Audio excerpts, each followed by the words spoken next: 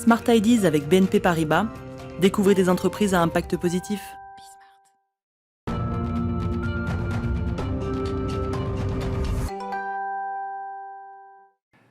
Smart Ideas, c'est notre rubrique qui met en avant les startups, qui leur donne quelques minutes, 5 minutes en pleine lumière. Bonjour Maxence Fortier. Bonjour. Bienvenue. Vous êtes le fondateur du studio L'Ingrédient. C'est vraiment une toute jeune entreprise, vous l'avez créée il y a 3 mois. Avec quelle idée ? Alors l'idée de début, c'était déjà il y a 1 an avec différentes expériences professionnelles et l'attirance avec la culture du design et de l'artisanat d'art. En fait, j'ai fait une expérience professionnelle dans une agence de communication par l'objet sur Paris, où on travaillait avec des agences événementielles, des grands groupes du CAC 40, et on travaillait sur des récompenses d'entreprises, notamment des trophées. Ouais. Et je me suis dit, c'est dommage parce que 40%, on va dire, de la production sur laquelle on travaillait, ça venait de Chine, ou sinon c'était des trophées en cristal, en plexiglas, avec pas forcément de sens. Et donc, je me suis dit, voilà, on va peaufiner un petit peu, on va essayer de travailler sur le positionnement, sur la valeur. Et donc, Studio L'Ingrédient est né.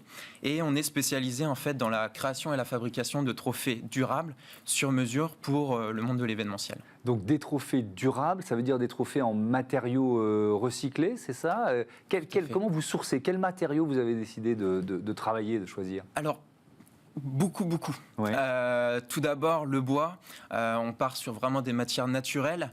Ensuite, on va travailler des matières minérales comme le béton, mais en récupérant par exemple des déchets du BTP. Et on va essayer de s'entourer. On s'entoure en fait d'un réseau soit d'artisans d'art qui travaillent chacun des matières d'exception avec vraiment un savoir particulier. Et derrière, on travaille aussi avec un réseau d'ateliers de menuisiers ou de made in France, en France. Ça veut dire que tous vos trophées, ils sont fabriqués en France ? Tout à fait. Ouais. Les trophées sont fabriqués en France, le plus possible autour de la région de Paris, en Île-de-France. Et deuxièmement, c'était qu'on travaillait avec des ateliers pour travailler en semi-industrialisation avec des matières recyclées. Là. Donc on travaille du plastique recyclé qui est collecté, trié, broyé pour en faire des plaques. On travaille aussi du polystyrène recyclé. Voilà, on a vraiment étoffé toute notre gamme pour essayer de proposer des solutions écologiques pour les remises de prix lors d'événements. Oui, ça veut dire que, je crois que vous êtes graphiste, designer de formation, c'est ça ? Vous êtes devenu un peu artisan, est-ce que vous diriez ça ? Alors, pas encore. Dans ma tête, un petit peu. Oui. Je me présente plutôt comme un artisan designer, un petit peu des deux. Mais c'est vrai que le côté créativité, la créativité circulaire m'attire plus. Donc je préfère travailler le design, travailler les matières, les formes. Et derrière, la conception, je la délègue, on va dire, à des personnes qui ont plus de savoir-faire que moi. Ouais. Est-ce que les filières existent ? Est-ce que c'est compliqué, tous ces matériaux ? Vous en avez évidemment cité plusieurs, donc ça simplifie les choses. Mais est-ce que les filières existent ? Ou est-ce que parfois il faut vraiment les dénicher la matière ? C'est plutôt un travail de veille. Là, par exemple, il y a eu Maison et Objets, il y a eu la France Design Week aussi, où il y a pas mal d'acteurs de l'économie, que ce soit de l'artisanat d'art ou de la petite entreprise, qui travaillent vraiment sur des solutions, sur des néo-matières ou des matières innovantes.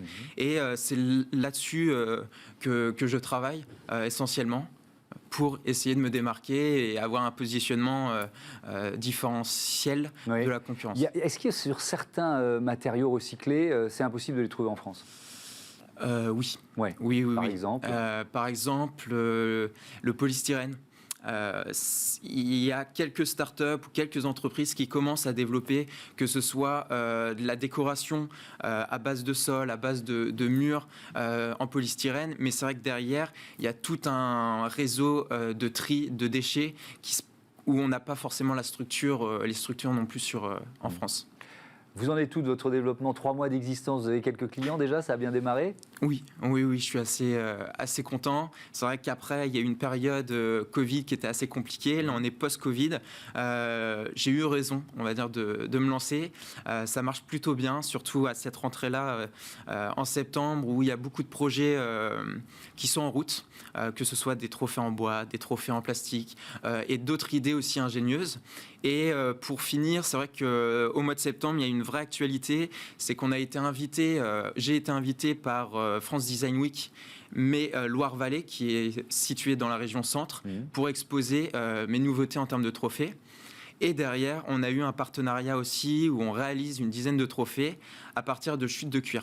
Voilà, donc ça a vraiment été une idée que j'avais depuis un an dans ma tête, où je voulais développer toute une gamme de trophées en cuir à partir de chutes de cuir.